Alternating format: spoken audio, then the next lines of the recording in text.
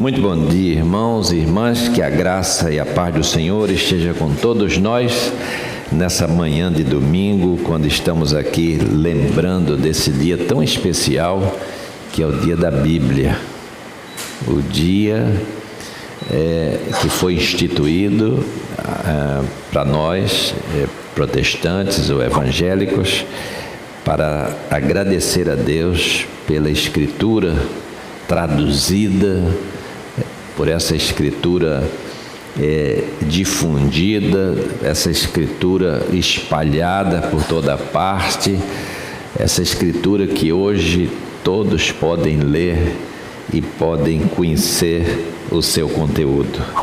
E o Salmo 119, ele nos diz algumas coisas sobre isso. Quando lemos o Salmo 119, vamos ver muito claramente no versículo 105, né?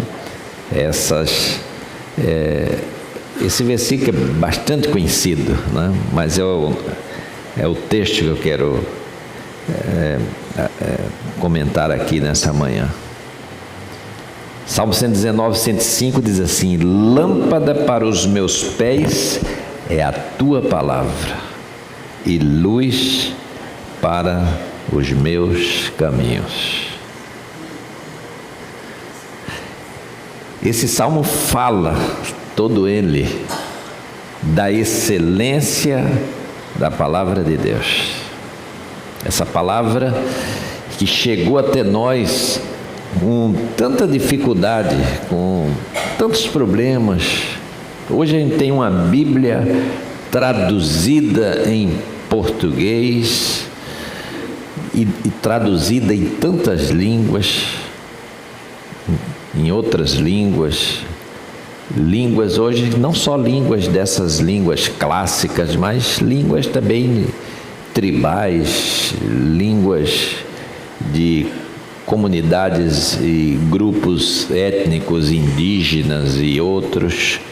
A palavra tem sido traduzida lentamente. Aquele irmãozinho que vem aqui algumas vezes, que é o missionário Sidney Silva, ele está fazendo esse trabalho de tradução para a tribo que ele trabalha lá no Amapá. Ele tem traduzido, ele diz: pastor, eu comecei agora a traduzir o Evangelho de Lucas, estou traduzindo o Evangelho de Lucas para aquela comunidade. Ou seja, eles agora já vão ter, né, mais esse Evangelho. Ele habitou e morou na tribo, aprendeu a língua, uma língua só falada, e agora ele está fazendo essa tradução e colocando a Escritura na linguagem deles. Então, assim, é um trabalho que tem sido feito, um trabalho que tem sido realizado, um trabalho que pessoas têm se gastado nisso. E a gente diz assim, a palavra de Deus, ela é lâmpada, ela ilumina. E o salmista, ele já está refletindo isso, ele já está falando disso, dessa excelência, porque a Bíblia fala dos preceitos, a Bíblia fala dos juízos, a Bíblia fala dos mandamentos, e a Bíblia fala da graça e da misericórdia de Deus. A Bíblia tem a lei e a Bíblia tem o Evangelho. A Bíblia apresenta a situação do ser humano perdido e a situação do ser humano no qual Deus opera com seu Espírito. A mudança de vida, a transformação de vida, a Bíblia traz toda essa mensagem. A mensagem da Bíblia é uma mensagem completa. Não só mostra como nós estamos, mas mostra aquilo que Deus faz na vida de cada um de nós. A transformação que essa palavra tem. Então, na verdade, nós vemos aqui o salmista falando a respeito do seu amor para com essa palavra. Ou seja, o quanto ele percebeu que essa palavra foi benéfica na sua vida. Por isso ele vai dizer, um pouquinho atrás, no versículo 71 desse mesmo Salmo, é um capítulo longo, o Salmo 119, mas no versículo 71 ele vai dizer assim: foi bom eu ter passado pela dificuldade, foi bom ter passado pela aflição, para que eu conhecesse os teus decretos. Passei problemas, passei angústias, passei dificuldades, lutas de todo tipo e de toda sorte, mas no final o salmista, já num tempo de gratidão, ele diz: mas foi bom. Por meio disso que eu passei, que eu enfrentei, eu comecei a entender como é que Deus age, como é que Deus faz, como é que Deus atua, que Deus está sempre atuando, Deus está sempre agindo. Às vezes parece que Ele está em silêncio, mas Ele está lá agindo, Ele está atuando, Ele está intervindo, Ele está mexendo na vida da gente. E o salmista está aqui no Salmo 119, rememorando todas essas coisas, dizendo que maravilha. Às vezes a gente não entende das coisas, né? Mas Deus está lá preocupado com cada um de nós. Então ele está dizendo assim: olha, há uma estreita ligação entre a pessoa e a palavra. A palavra de Deus não está distante de nós. A palavra de Deus, ela quer estar junto a nós, ela quer estar em nós.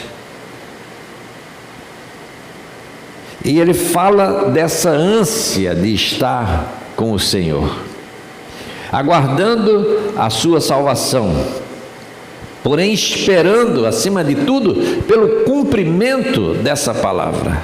Essa palavra se cumpre. E ela se cumpre porque ele diz no versículo 89: essa palavra é eterna, tu firmastes a tua palavra está firmada no céu. É uma palavra eterna, é uma palavra que não passa. Ou seja, a mensagem central do Evangelho é uma mensagem eterna. A forma como nós escrevemos essa mensagem, essa forma a gente precisa, até as próprias palavras em si, elas precisam mudar para poder pegar o sentido.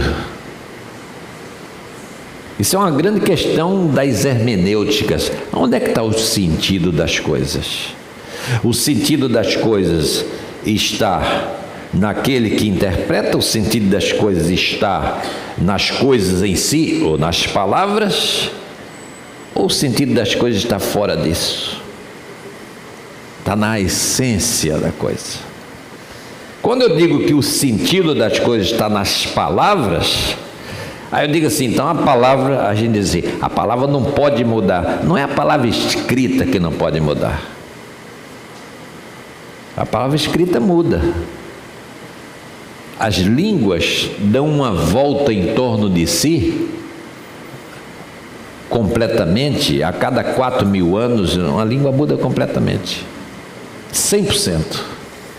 Isso significa que se aparecesse Abraão aqui agora, 4 milênios antes de nós, falando hebraico e tivesse um hebreu aqui, ele não ia entender uma palavra que ele ia dizer. Mas não é hebraico? É hebraico.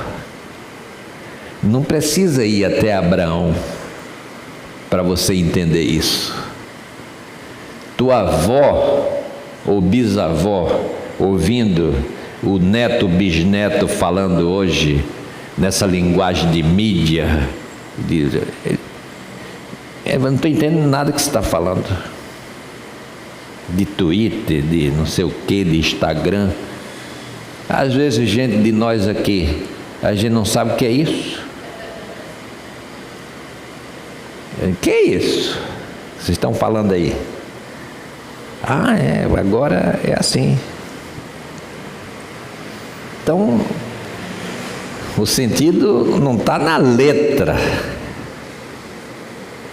Por isso que o cântico que a gente entoa de Salmos-hino diz: da mera letra eu quero ir além.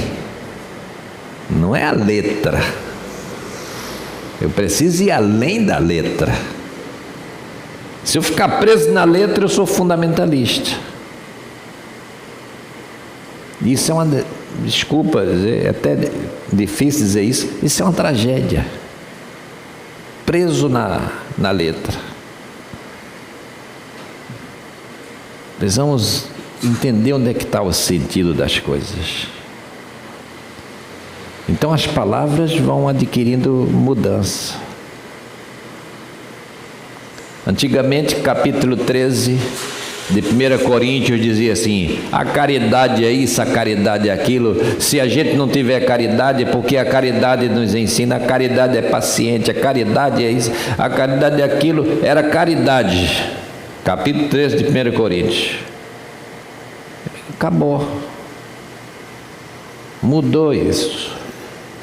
Por que tiraram caridade? Caridade hoje se entende com outra coisa. E qual é a palavra que está lá agora, no lugar de caridade? Amor. O amor é assim, o amor é paciente, o amor é isso, o amor. Mudou. Você fala de caridade hoje, aí o camarada diz: é dar uma esmola. Não tem nada a ver com 1 Coríntios 13. Entende? Por isso que as sociedades bíblicas, como a Sociedade Bíblica do Brasil, ela precisa, de vez em quando, fazer uma atualização da linguagem. Por quê? Porque você, para entender aquilo que foi dito, é preciso ver a correspondência. Eles trabalham, por exemplo, com essa versão atualizada, com uma interpretação que é assim: equivalência dinâmica. O que é equivalência dinâmica? Foi dita uma expressão lá no primeiro século, e aí eles procuram colocar aquilo para hoje, digamos, século 21, não na literalidade, que se colocar na literalidade do que está escrito lá, talvez não se entenda nada. Ele diz: aquilo que eles disseram hoje tem esse sentido. O sentido é esse. Isso é equivalência dinâmica. Então, não é estar preso à palavra em si. Quando você vai estudar muito, que você vai se tornar um especialista, eu preciso saber a palavra também. Aí é exegese. Preciso conhecer como foi escrito. Mas talvez aquele significado seja diferente. Então, a busca pelo sentido é uma coisa que é muito mais rica do que simplesmente você ficar preocupado com a forma como foi escrita, com as letras que estão ali. A palavra de Deus não é feita de letras. As letras tentam capturar esse sentido, mas o sentido ultrapassa as letras. Por isso que a palavra de Deus, essencialmente, não são as letras, é a pessoa de Cristo. Essa é permanente, esse não passa. Quando eu falo palavra de Deus, estou falando de Jesus Cristo. Ele é a palavra viva, a palavra que não passa. Você vai a Portugal, e aí eu já preguei muitas vezes em Portugal, e os portugueses dizem assim: tu não falas português. Eu disse: por que não? Tu falas brasileiro. Isso não é português. Eu disse: por quê?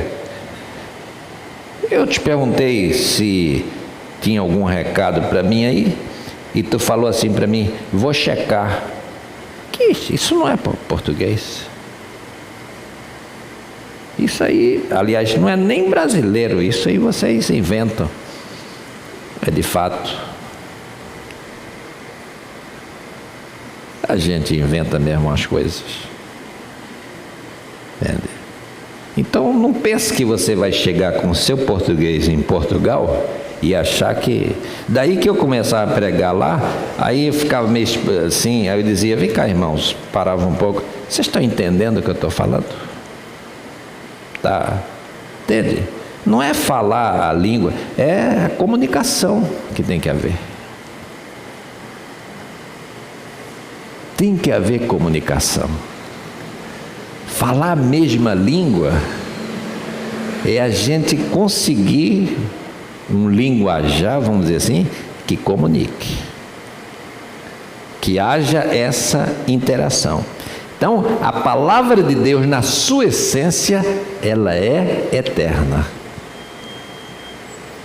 Ou seja, o conteúdo do Evangelho, o conteúdo daquilo que foi dito, isso é eterno. Você abre o Evangelho de Marcos, capítulo 1, versículo 15, e ali você encontra em Marcos 1,15 a essência do Evangelho.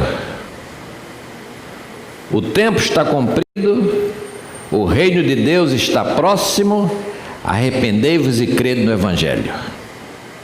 Marcos diz assim, e Jesus saiu pregando, e aí a pregação era, o tempo está cumprido, o reino de Deus está próximo, arrependa-se e crê no Evangelho. Se você é um fundamentalista, você vai dizer assim, Jesus passava o dia inteiro dizendo assim, o tempo está cumprido, o reino de Deus está próximo, arrependei-vos. O tempo está cumprido, o reino de Deus está próximo, arrependei-vos. Gente, depois de 1 hora falando isso, ninguém aguenta mais. Vocês acham que a mensagem ia ficar nesse... Hoje, se fosse hoje, diz, se é para falar isso, vamos fazer um vídeo, vamos gravar e vamos jogar. E as pessoas escutem isso. Não é que Jesus estava, a essência do que ele estava falando, das pregações que ele fazia, e eu acho que eram pregações quilométricas, pregações grandes, que passava às vezes o dia inteiro com aquele povo ouvindo, é que na essência do que ele dizia, nas parábolas que ele contava, estava essa mensagem.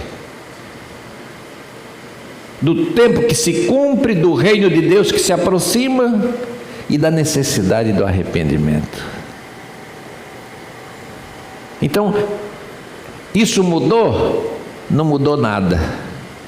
A gente precisa, em cada tempo, saber como é que a gente diz essas mesmas coisas, com outras palavras, com outros termos, com outras expressões, de outra maneira, talvez falado, talvez cantado, talvez teatralizado, enfim, de alguma maneira que a gente passe essa mensagem.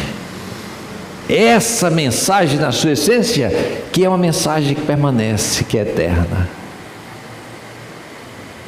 Então, não é para a gente ficar preso aqui às letras, porque a letra precisa mudar. Essa versão atualizada, na primeira versão dela, agora foi feita a segunda, tinha muita expressão, principalmente nos salmos. Oxalá isso aconteça. E aí os tradutores disseram, não dá mais para a gente botar essa palavra oxalá. Oxalá hoje é outra coisa. Vamos mudar isso. Tomara que isso aconteça. Entende? Ou seja, estou dizendo a mesma coisa, estou dizendo a mesma coisa com outras palavras, mas palavras que hoje adquirem um sentido diferente, um sentido mais rico. Então, Davi, o salmista aqui, que compondo esse salmo, Ele está falando dessa grandiosidade da palavra de Deus que transcende essas letras. Essa palavra de Deus que é eterna, essa palavra de Deus que vem desde a antiguidade, que é um modo de dizer, mas que nem é antiguidade no sentido histórico. Essa palavra vem desde toda a eternidade. Ela é eterna, eterna a ponto de que teve um momento que Deus disse assim: eu vou fazer uma criação, eu vou criar. E aí começa, você abre a Bíblia lá no início, e o que você encontra? Deus dizendo assim, na imensidão do universo, Deus falando: e haja luz. Palavra que é ação, palavra que gesta, palavra que cria mundos, que cria as coisas, que cria tudo. Uma palavra que, ao ser pronunciada, ao ser falada, as coisas acontecem. A palavra de Deus, quando ele diz assim, a palavra de Deus tem poder, quando eu digo essa expressão, ela tem poder, eu estou dizendo assim: olha, quando Deus fala, acontece. Ele disse: haja luz, e teve luz. Haja dia e noite, e as coisas aconteceram. E foi se sucedendo a criação, e o universo foi sendo formado. Uma vez a palavra pronunciada, o mundo vai acontecer em plenitude. Essa é a palavra de Deus. Então, não são as meras letras da Escritura. A palavra transcende as letras. A palavra, ela possui vida e ela gesta a vida. Ela promove a vida. A palavra está ligada às coisas, aos objetos. Ela é um acontecimento. E por ela ser um acontecimento, um dia essa palavra foi encarnada. Nós estamos hoje no segundo domingo do Advento. O que significa isso? Estamos na vigília da encarnação do Verbo. Vamos comemorar em breve que esse Verbo encarnou, encontrou um lugar na história, habitou entre nós, veio ao nosso mundo de uma maneira real, concreta. Então, Davi está trazendo à mente esse significado. Dizer que ela é eterna, que essa palavra ela não vai se perder. Nada é capaz de capturar as palavras pronunciadas num tempo. Talvez você diga coisas que você nem se lembre mais.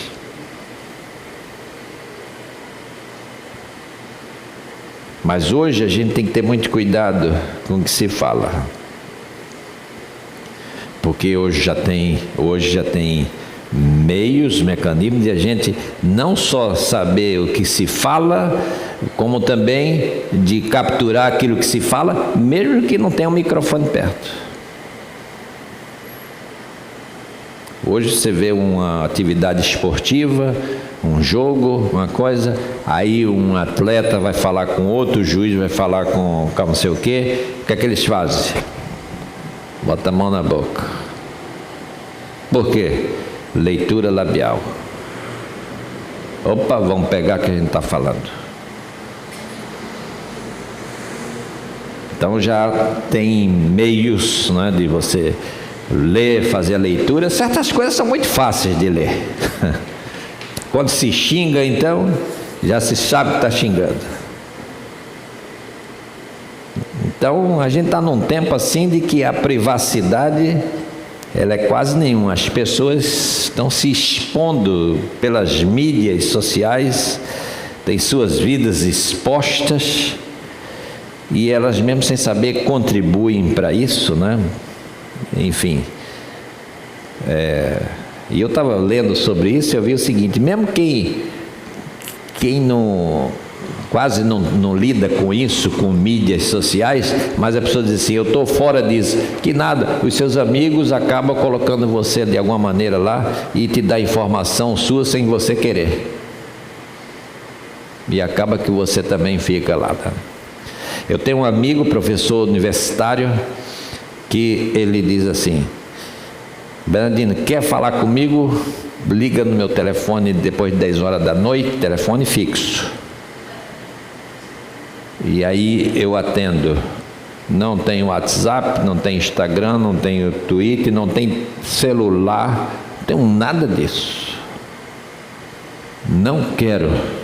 E olha, uma pessoa não é tão velha, ele deve ter ele deve estar na faixa dos 50 anos aí, 50 e poucos anos. Eu não tenho nada disso. Por outro lado, outros têm, mas também não sabem usar.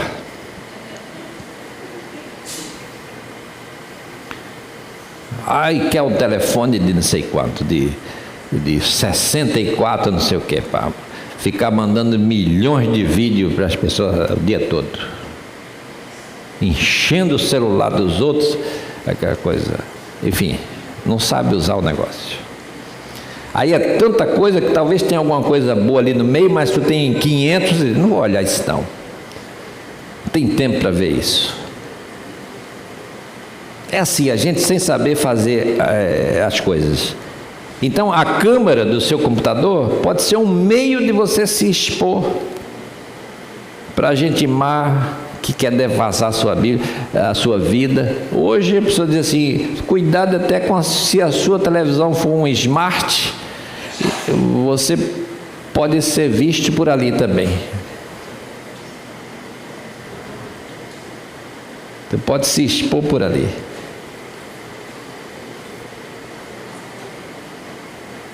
Esse é o nosso tempo. Essa é a época em que nós estamos. As palavras estão sendo pronunciadas e estão sendo guardadas, né? Estão sendo mantidas, são sendo editadas, porque se edita também. Você fala uma coisa bem grande, uma frase que num contexto teria um significado, aí o que é que as pessoas fazem? Pegam uma frase daquela pela metade, fulano disse isso, e disse mesmo, só que disse em outro contexto. Isso é edição, editam a nossa palavra, cuidado com... Por isso que diante às vezes de certas pessoas, a gente deve ter um cuidado dobrado. Diz, olha, cuidado com fulano. Tudo que você disser pode ser usado contra você. Igual aquela frase que o pessoal usa nos tribunais, né? Cuidado, tudo que você disser vai ser usado contra você no tribunal. A palavra de Deus transcende tudo isso, irmãos. Não está presa nisso aqui, não. A palavra de Deus é maior do que a Escritura. A Escritura está aqui como aquilo que Deus disse em palavras e a gente precisa fazer um exercício de interpretação para entender o que é essa palavra. Tem muita gente que conhece essas letras da Escritura, mas não conhece o Deus da Escritura. Cita, aqui cita tudo. Agora, vamos entender o sentido disso. Aí tem que fazer uma hermenêutica. Aí não tem a hermenêutica, não tem as ferramentas. E tem uma coisa muito importante que Lutero disse: a gente precisa da iluminação do Espírito Santo para entender essas letras. É o Espírito Santo de Deus que nos ilumina. Não é estudo só, não. É a iluminação do Espírito acima de tudo, que nos faz entender o que está por trás dessas letras. Por isso que o Evangelho de João, no capítulo 14, no versículo 26, diz assim: e Ele, o Espírito Santo, vos fará lembrar de todas as coisas que eu vos ensinei. O trabalho do Espírito Santo é nos lembrar daquilo que Jesus disse, do significado daquilo que Jesus disse, das palavras ditas por Jesus. Então, meus amados, essa palavra de Deus, ela é fonte de vida. Por isso, nós vamos encontrar no versículo 93, diz: nunca me esquecerei dos teus preceitos, porque ele tem me dado vida. E lá no Novo Testamento, os discípulos dizem assim para Jesus, no capítulo 6 de João, versículo 66, para onde e para quem iremos nós? Tu tens as palavras da vida eterna. As palavras de vida eterna estão com Jesus Cristo. É a palavra de salvação, é a palavra que muda a vida, é ela que nos garante que nós em Cristo temos a salvação. A perfeição humana, versículo 96, a perfeição humana tem limite. É o que ele diz aqui no verso 96. Tenho visto que toda perfeição tem limite, mas o teu mandamento, a palavra de Deus, ela é ilimitada. Ela não tem limite. Isso significa que a gente nunca vai entender isso completamente. A gente entende um pouco. Você vai ler a Bíblia